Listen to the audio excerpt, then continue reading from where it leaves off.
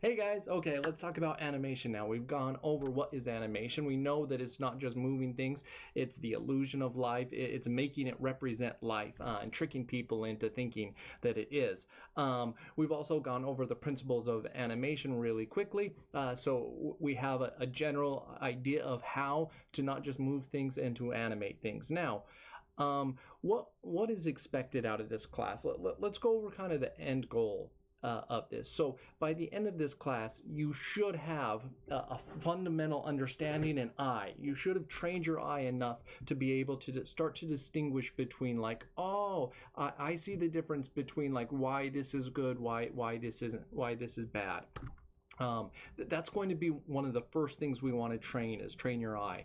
A lot of students ask, how do I do that? And it's going to be just about repetition. It's going to be watching animation, and I don't mean just watching animation and enjoying it, because we've done that most likely our whole lives. It's going to be watching it and studying it and looking for specific things. Now that we know the principles of animation, we'll watch a film and be like, ooh, where's the antic there? Where's the squash and stretch? Where's the overlap? How many frames did they do it? Where's the timing, the spacing? And start like actively thinking about those things as we watch them. So by the end of this class, hopefully you're looking at films and you're starting to notice those things. For your own work, one of the things that personally that I hope you start to understand is that that you start to see repetitive movements throughout all animation. So one of the first assignments that you're going to have in this class is a bouncing ball, and a lot of students end up having to do a bouncing ball quite a lot throughout schools. And many of you have probably animated them before as well. And it can be very tiresome to students, like, hey, why am I animating a bouncing ball? I don't see many in movies. But bouncing balls exist all throughout life. Over and over again. Like if you watch an animated film and you actually watch specifically, you're going to see the same principles that are applied to a bouncing ball apply to everything. Like like this right here, what I'm doing right here, this is basically my hand going like this is a bouncing ball that is just like this, flipped on its side, coming towards camera and away from camera, right? Like if I do things like this, when I go like this is a bouncing ball. My shoulders were bouncing balls that overlapped to my chest and to my head. So that's something that I'm hoping that you notice by the end of this class. Yes, we're going to do a whole bunch of things. We're gonna go over some race cars at the beginning. Then we're going to go over some bouncing balls where we go over weight. Then we're going to start doing some overlap. Then we're going to start going into a squirrel test, and then we'll finally get into characters. It's going to be very difficult. Just to let you know, animation itself is a super difficult thing. There's so much competition right now, and it's a very long, arduous process to become a good animator. To give you an idea, guys, I never wanted to be an animator when I was younger, but as soon as I did in high school, as soon as I wanted to become an animator, I was like full steam ahead. That's all I did was animate, and I'm a very like dedicated person once I want something. So I went to a technical school that took me 2 years, and at the time it was basically just learning the program. And then after that, I went to a Art Institute of Phoenix for 4 years. So that's 6 years of education now, if we start counting that up, and I still wasn't good enough. And like I said, I'm highly motivated. Like I was probably the best animator. I got the best of show at like the 4-year school, the Art Institute of Phoenix. Still wasn't good enough to get a job, and then or a 3D job, and then I went to animation mentor for another 2 years. So if we add up all that up, that's 8 years of education before I was able to get a job. And during those 8 years, I also then did work at some places as well. Like I did some 2D stuff and a game studio before I was able to get my first 3D feature. That's a lot of time, 8 years of education. So just know how difficult animation can be. So saying that, is it worth it? If it's like, wait, does is animation even worth it if it's going to be that difficult?